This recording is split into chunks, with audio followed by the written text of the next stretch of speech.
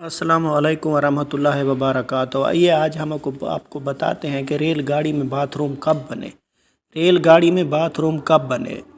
ایک ریل مسافر اوکھیل چندرا سین نے 1909 میں ریلوے افیسر کو شکایتی مراسلہ لکھا۔ ملاحظہ ہو: جناب ڈویژنل ریلوے افیسر، میں ریل پہ سفر کر رہا تھا، بسیار خوراکی کے سبب میرے پیٹ میں شدید مروڑ اٹھنے لگی۔ ریل احمد پور اسٹیشن پر رکی تو میں حاجت کے لیے اتر گیا۔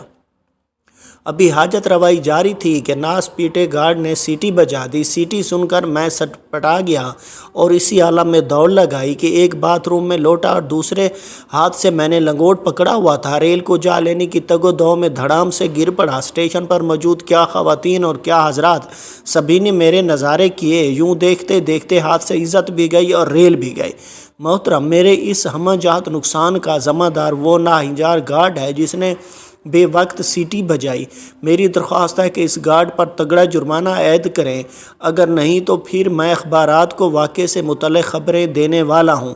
فضل الرحمان قاضی صاحب اپنی کتاب روداد ریل کی میں لکھتے ہیں کہ اوکھیل کا یہ خط دہلی میں ریلوے کے عجائب گھر میں آج بھی محفوظ ہے۔ یہ وہ تاریخی خط ہے جس کے نتیجے میں انگریز سرکار نے ہندوستان میں پہلی بار ریل کے اندر واش روم کی سہولت شروع کرنے کا حکم جاری کیا تھا۔ سدا خوش رہیں، سلامت رہیں، والسلام۔